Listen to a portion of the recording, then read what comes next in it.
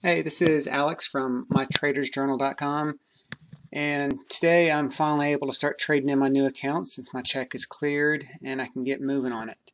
So instead of jumping in with a really bullish stance up front, I've been kind of nervous about the markets lately, and so I'm looking at a way to start off with a hedge trade that doesn't cost me anything. Actually, I have a chance to make a little bit of money on it. So I'll run through my logic here and I'll see if I can get the trade to hit while I'm recording this. This is a chart of MDY. It's a ETF that covers mid-cap stocks. Fairly volatile usually. It's one of the ones I like, along with IWM on the small cap side to get some decent premiums. But this one I think might have some room to move down. So looking at the chart, it is now trading below its 10 and 20 day moving average. It's on the lower end of this trading channel. Doesn't mean it's actually ideal for it. I like it to be even farther down to get a good naked put sell, but for a hedge, it's okay. It's kind of towards the middle. Anyway, I've drawn this line here that shows the long trend line of higher lows. Not very supported along the way, so I'm not putting too much credibility in. I think that's going to actually get beaten out pretty soon. So removing that one. Just below here is the 20-day moving average. The 50-day moving average. It's shown support before. It's not golden like nothing is, but it's been resistance in the past before, so it's one that MDY does watch and pay attention to or trade along. So what I'm looking at is how I can get a trade in to catch a little bit of a fall, maybe a 5% fall in MDY, and still come out without actually taking money out of my pocket. So I came over to the options here, and see, it's trading at 305.80 now. I'm going to combine the I have an order in here that's waiting to go, but I'll get to how I did that.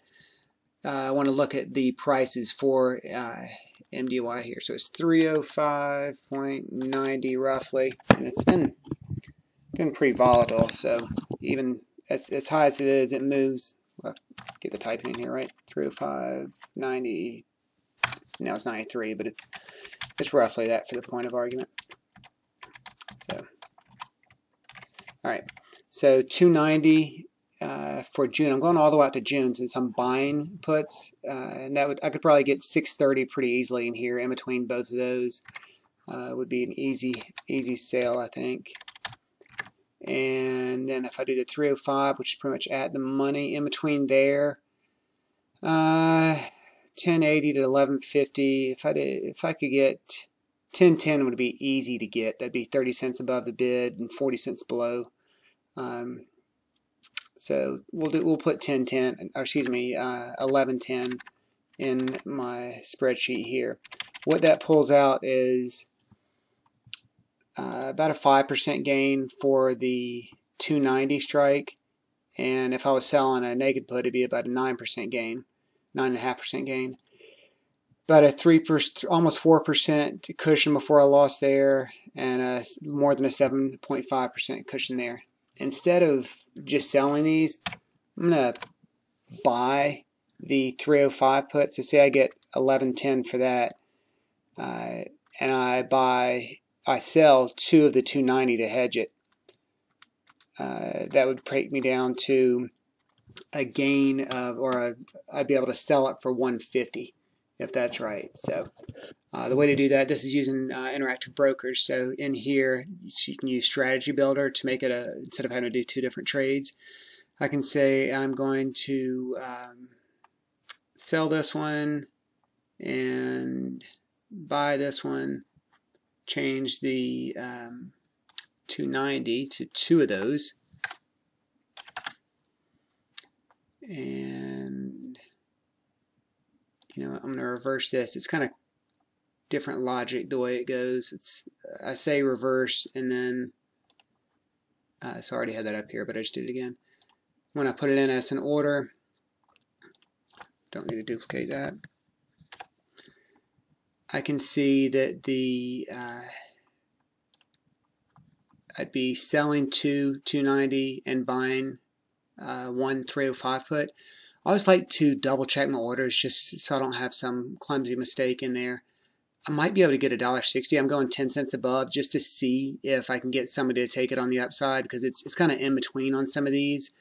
Again, it's probably, maybe I could get probably 11.10. Let's just see what happens if I hit it here. Double check my order, so I have it set to do. So I'm selling to the 290, buying at 305, have a net credit of $1.60 if that goes through, and it's waiting. So now we can, while that's sitting there and thinking about it, we'll see if anybody takes it while I'm redoing the math here.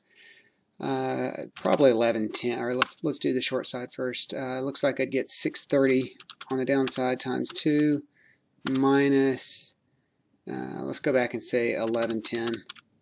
It'd be $1.50. So we're going to change this order. I like to be a little bit more aggressive if I find somebody right at first to take it. Let's see if 155 goes, which is rare for a high price. So I think this is actually fine. I could have started here, but again, it does not hurt to try a higher price. Update that, and that should hit, but it hasn't. So while I'm waiting on that, let's go back over and see a next trade. So again, this is coming down. I don't think it's going to fall below 290. That'd be a 5% correction roughly. It's at almost 306 right now. So times 0.95, that's 290.70. So about a 5% correction, which is barely a correction, but that's the market's due for some kind of pullback. End of the year at 301.77. So I definitely think it's going to retouch that at some point. Like I said, I'm starting off a little bit more bearish right away, at least in a small amount.